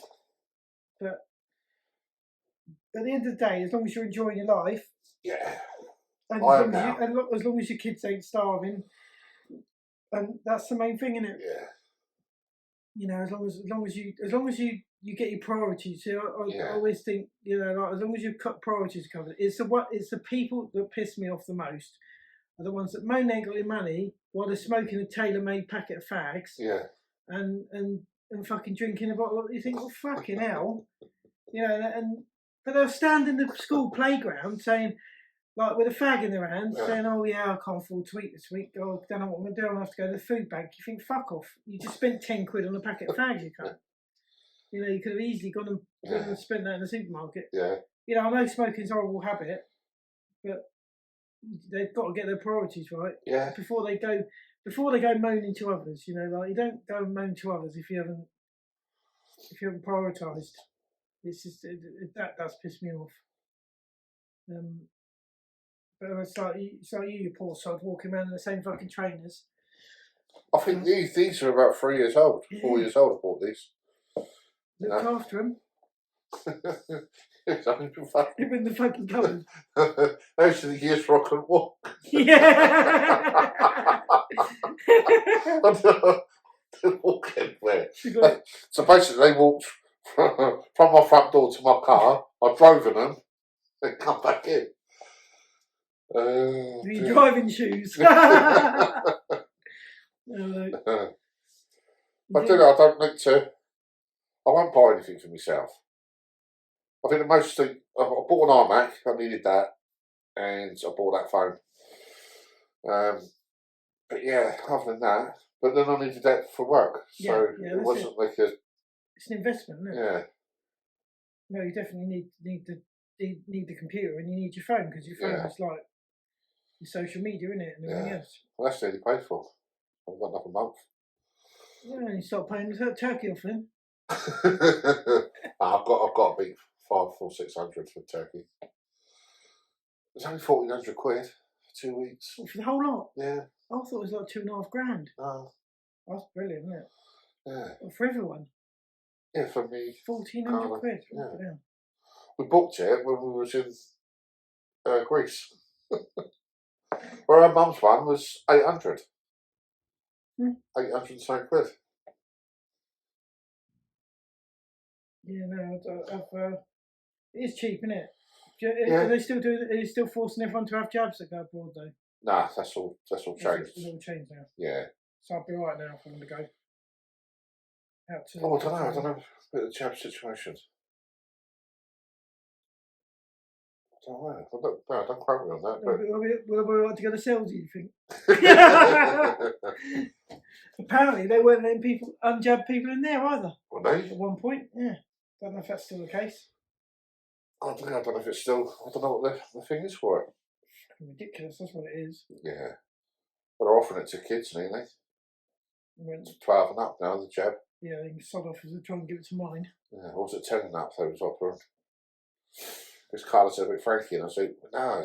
You wouldn't let your kids out, would you? They fucking had COVID anyway. No, I'm not interested in that. No, not when you're not sure.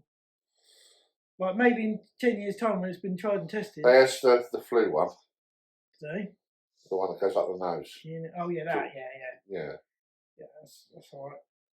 So it's some sort of saline wash, you know, but it squirts out their nose. Yeah, it's just yeah, kids has that. They've got a problem with that. Well, you've always got fucking colds, haven't they? Kirsty's always ill. Mm. Frankie's not too bad. Georgie seems to catch a few things. Yeah. Kirsty's ill. So old fucking ill. She's got a fucking really bad cough now. Oh, she had COVID, didn't she? Like 4 weeks ago. And she's like kept the cough. I found the cough came after the COVID. Yeah. It was after, then it was just a pathetic little cough. It wasn't persistent, like they say. Yeah. It was just a tickly throat, really. Yeah, that was just quite. Yeah, quite annoying for me. Yeah. Fucking inconsiderate, isn't it? People coughing. Especially when I'm driving, and I can feel the spit on the back of my head. As long as it's not contagious. I think that's. What other ones you got now? Pet hate. Yeah. What's your pet hate? Let's end on hate then, shall we? Pet hate. What's your pet hate?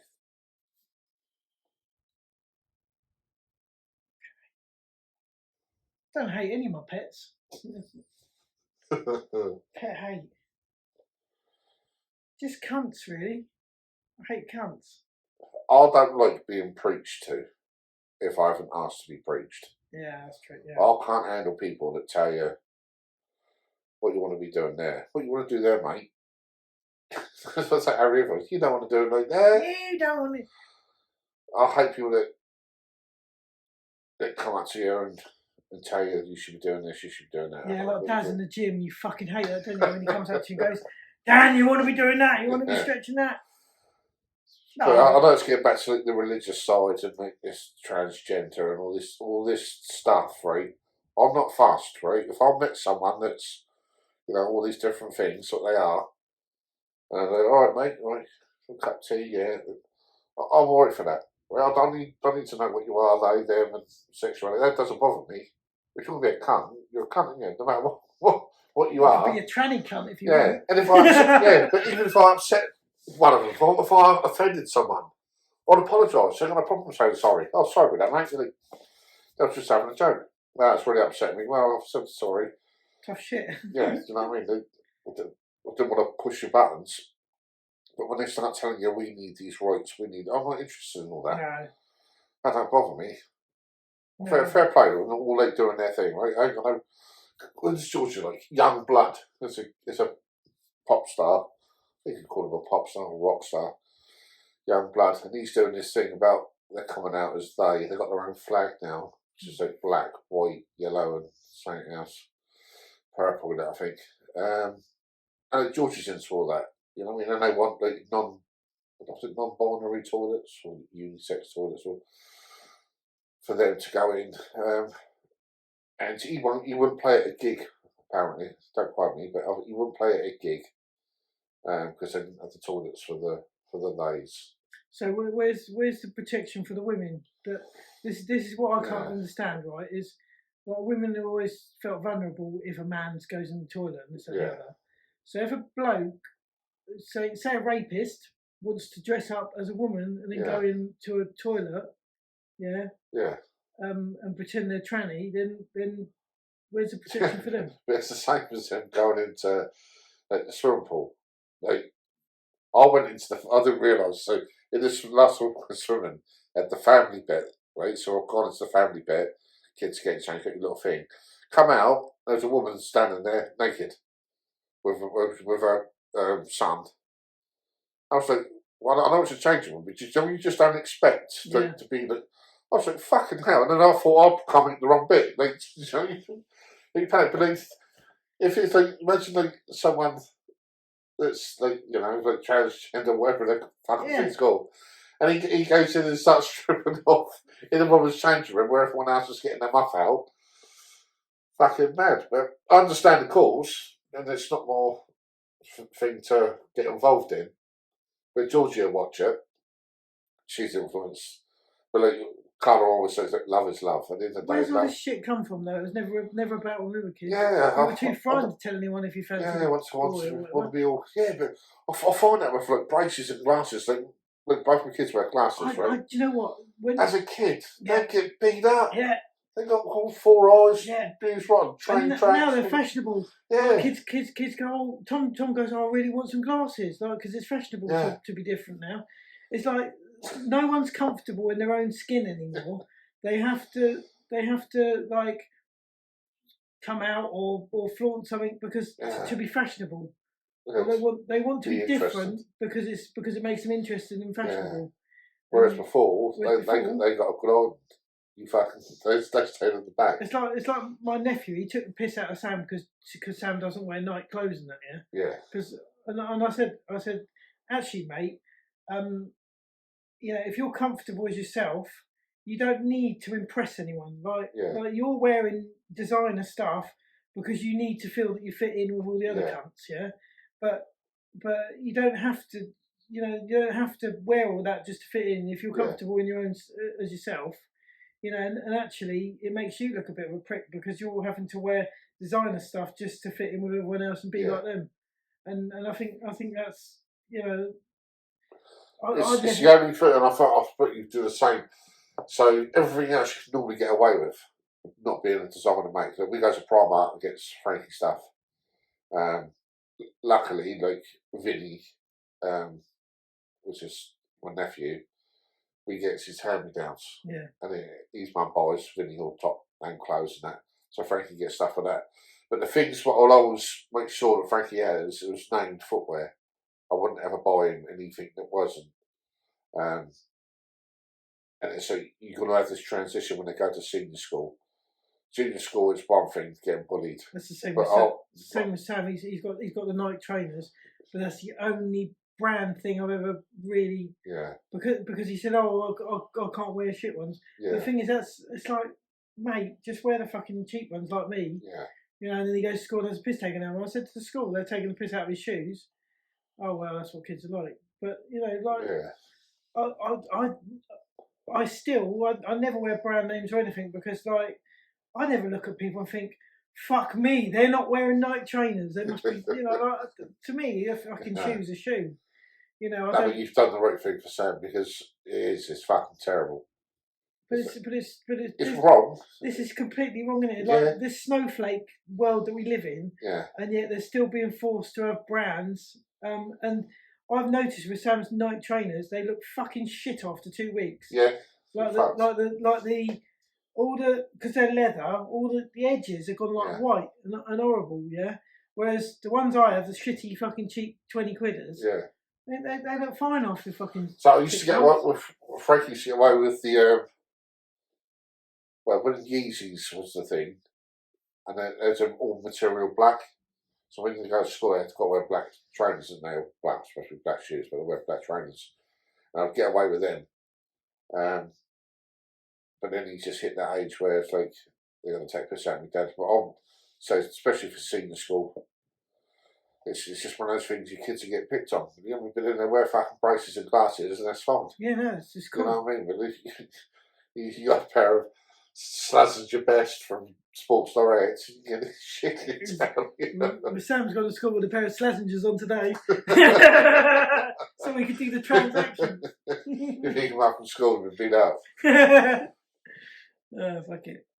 I think. See, I never had brand. I did.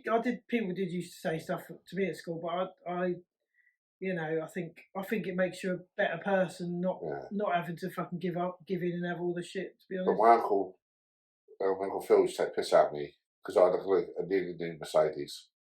Cost me a lot of money, and I would just wear Dann t-shirts from Sports Direct. Well, I think it was Sport and Ski back then. Fucking hell, drives a Mercedes, can't even afford a fucking decent t-shirt. Yeah, but the thing is, I when it comes to clothes, I prefer comfort. So these shorts, like cheapy shorts, I think it's Slazenger shorts actually, but I really like these shorts and they're comfortable. And these t-shirts are really comfortable, so I've just got a load of these made. Yeah. You know, and I think they're like fucking Tesco's or whatever. But as long as I'm comfortable in it, that's what matters. I used to wear a cotton trader. Yeah. Because they went up to ×5. I don't give a fuck what I look like as long as it's comfortable. The same with you probably now. Yeah. You know, trying to find stuff that you're comfortable with. Getting tops is the hardest thing. Even I think I can't get a load of Fruit of the Loom ones. I think they're like 6XL. They still don't fit me. Fruit of the Loom's quite small, aren't they? Yeah. Yeah, I found that with their sizes. No, obviously they're the shittest of the shit to buy. You can get. I think I bought a pack of 6 for 16 quid. So that was very thin, but they've got no length to it. Yeah.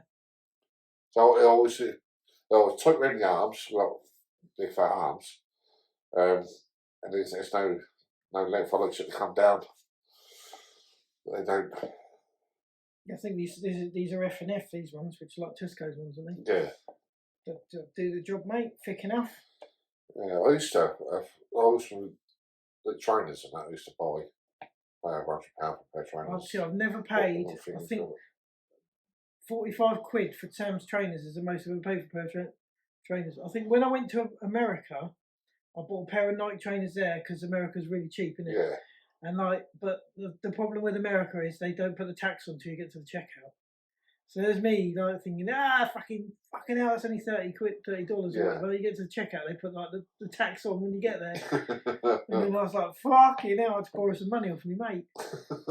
But yeah, I think that's the only time I ever bought Nike trainers. Yeah, I forgot I bought a pair of Panama Jack. Those like boots for going out in.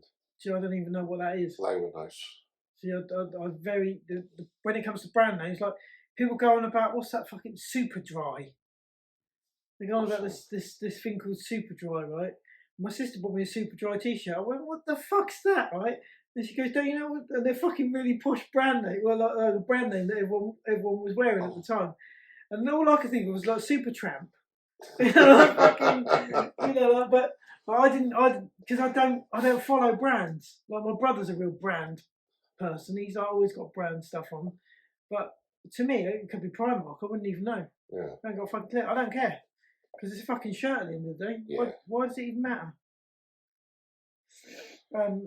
You know, as long as you've got clothes on, you're not fucking walking around naked. Yeah. Give a shit, mate. It's like you're off a country hat. You can have a really expensive one. Like you said, you've got an expensive one by accident. Yeah. But you wouldn't know if it's an expensive one or a cheap Nah. one, would you? Like, it's only some posh cunt that knows that by looking in the label. Yeah. It might have a silk lining, but you know, so what? Well, we've done 2 hours, Rich. You're joking. Hour and 50 minutes. Fucking hour and 50 minutes. This is ridiculous. Fucking hell. It's because we're comfy as well. It's comfy, isn't it? It's comfy. Right, should we wind this up then?